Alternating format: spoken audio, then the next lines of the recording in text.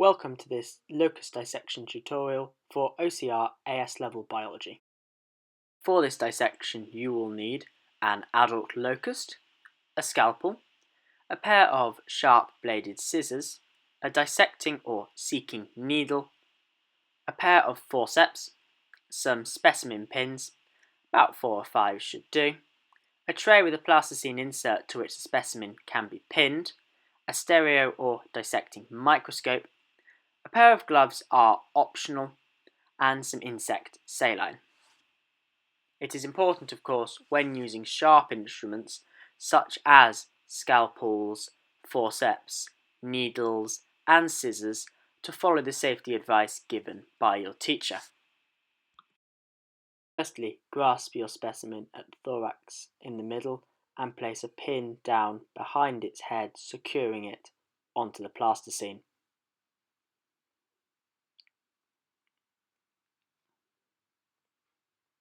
Taking your forceps, apply tension to the abdomen and pull the abdomen out as far as it can reasonably go before placing a pin down through the furthest part of the abdomen, securing the specimen to the plasticine. Then, taking your scissors, remove the limbs, starting with the legs. Once the legs have been removed, elevate the wings that have 2 parts and remove them, the outer part first, as I'm showing here,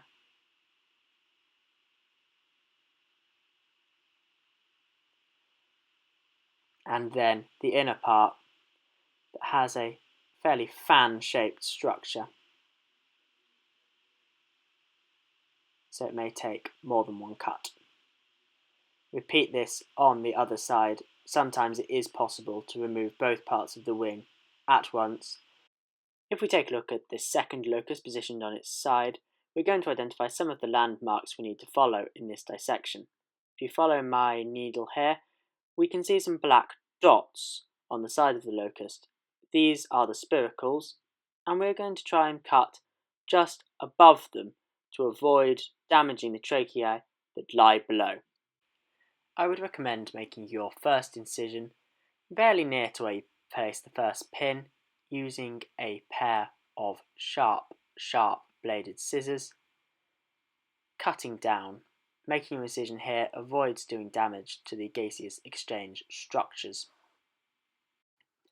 If you position yourself so you're about eye level with your specimen and take a pair of forceps in your non-dominant hand to lift up the flap of abdominal wall you exposed earlier, should then take a pair of scissors and cut down the line we identified earlier just above the spiracles.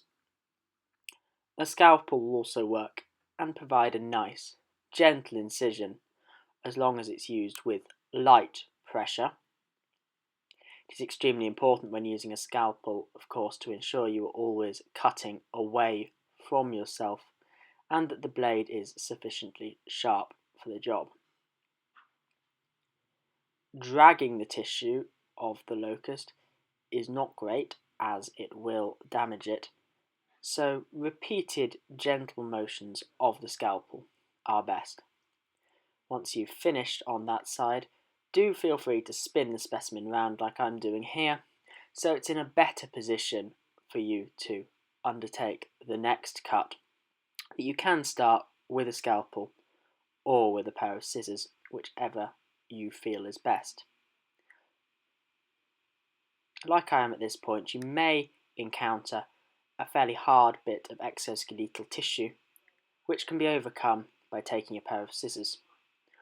Although you should be very careful when using a pair of scissors not to damage the underlying gaseous exchange tissue.